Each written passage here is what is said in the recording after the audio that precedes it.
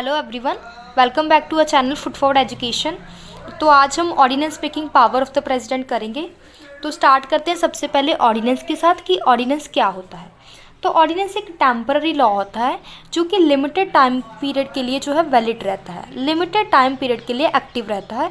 तो अगर वो जो टाइम पीरियड है अगर वो एक्सपायरी हो जाए तो उसके बाद जो लॉ है, जो लेजिस्लेशन है, वो लॉ मेकिंग पावर जिसके पास है, लेजिस्लेशन के पास, वो इसको एक्ट बना भी सकती है या फिर नहीं भी बना सकती, ये उस पर डिपेंड करता है। ठीक है, तो आप सिंपल वर्ड्स में याद रखें कि ऑर्डिनेंस जो है वो टेम्पररी लॉ होता है जो कि बिल्कुल कम टाइम के लिए जो है वैलिड रहता है। ठीक है, तो हमारे आर्टिकल 123 में लिखा है the president can promulgate the ordinance during the recess of the parliament.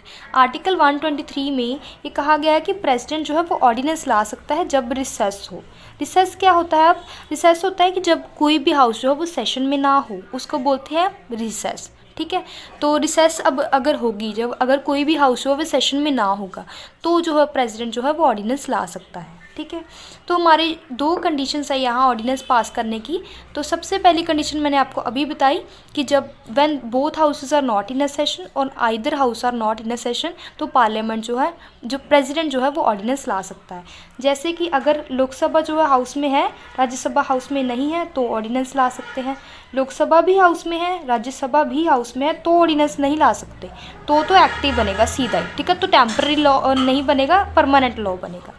Second third है, जगह अगर लोकसभा भी हाउस में ना हो, राज्यसभा भी सेशन में ना हो, हाउस में ना हो तो भी ऑर्डिनेंस पा सकते हैं। मतलब ये दोनों कंडीशंस जो है कि अगर एक हाउस सेशन में ना हो, एक हो, तब भी ऑर्डिनेंस ला सकते हैं, अगर दोनों ही हाउस सेशन में ना हो तब भी ऑर्डिनेंस ला सकते हैं। ठीक है, तो पहली कंडीशन तो ये होगी है ऑर्डिनेंस कब ला सकते हैं। सेकंड है when circumstances exist which render it necessary to take the immediate actions. तो सेकंड कंडीशन है कि अगर सर्कमस्टांसेस ऐसे आ गए, अगर ऐसी सिचुएशंस आ गई जिसमें कि एक्शन जो है, इमीडिएट एक्शन लेने जो है वो अर्जेंट हो गए, वो ज़रूरी हो गया कि इमीडिएट एक्शन लेना ही पड़ेगा जो प्रेसिडेंट को, तो भी जो है ऑर्डिनेंस ला सकता है प्रेसिडेंट। मतलब अर्जेंसी की सिचुएशन में जो है वो अर्जेंसी की सिचुएशन में भी ऑर्डिनेंस जो है प्रेसिडेंट ला सकता है। फॉर एग्जांपल अर्जेंसी की सिचुएशन यानी कि कोविड की सिचुएशन, जैसे अब कोविड की सिचुएशन थी तो प्रेसिडेंट जो है उसके पास पावर थी कि वो ऑर्डिनेंस जो है ला सकते थे, कुछ नियम कानून बना सकते थे, वो भी टेम्पररी पीरियड के लिए। ठीक है, तो ये दोनों केसेस में प्रेसिडेंट जो है वो ऑर्डिनेंस ला सकते हैं। उसके बाद है these ordinances have the same power or effect as an act of the parliament but in a temporary nature। तो इस ऑर्डिनेंस की पावर जो है वो सेम ही होगी जितनी कि बाकी जो जितने भी एक्ट्स आते हैं पार्लियामेंट की उसकी पावर होती है। ठीक है, क्योंकि जितने भी जो एक्ट है पार्लियामेंट के वो सभी बने होते हैं एक्ट, जो हाउसेस है पार्लियामेंट के, लोकसभा और राज्यसभा, दोनों जो है जब किसी बिल को पास करते हैं तभी एक्ट बनता है। तो वो उसकी पावर बहुत पावरफुल होता है वो वाले एक्ट जो लोकसभा भी पास करती है और राज्यसभा भी।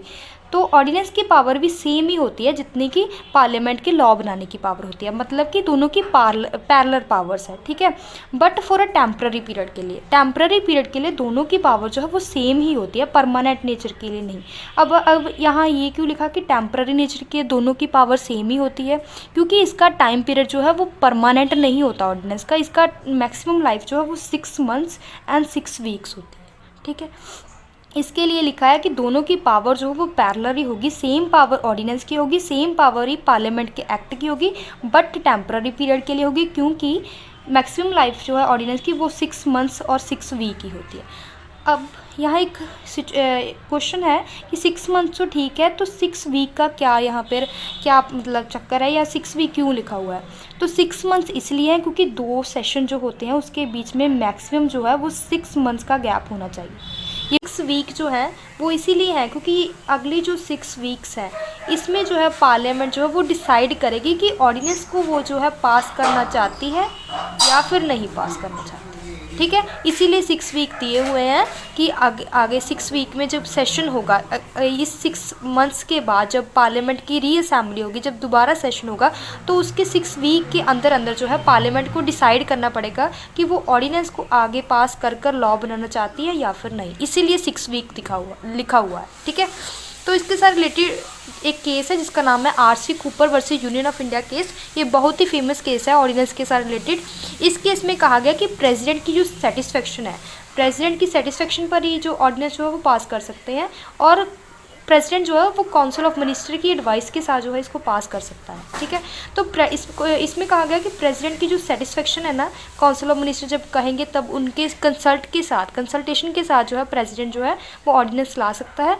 तो इस जो सेटिस्फेक्शन है प्रेसिडेंट की, इसको चैलेंज कर सकते हैं हम, इसको हम क्वेश्चन कर सकते हैं अगर ये मेलाफाइड ग्राउंड पे है, अगर ये बैड फेथ के साथ जो है किसी काउंसिल ऑफ मिनिस्टर की यहाँ पे कुछ मिसयूज़ करना चाहते हैं, उस फेस से जो है इसको ऑर्डिनेंस को पास किया जा रहा है, तो इसमें कहा गया कि इसको चैलेंज कर सकते हैं हम, इसको क्वेश्चन कर सकते हैं जुडिशरी में। ठीक है, ये था RC Cooper versus union of India case. इसके साथ ही 2 अमेंडमेंट्स हुई।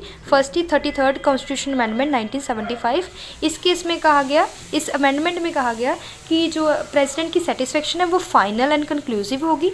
ठीक है, और उसका जुडिशियल रिव्यू नहीं होगा, और वो बियॉन्ड द जुडिशियल रिव्यू होगी, मतलब जुडिशरी इस पर कोई चेक नहीं करेगी कि ऑर्डिनेंस जो है वो क्यों लाया गया। ठीक है, तो इसमें जुडिशियल रिव्यू नहीं हो सकता।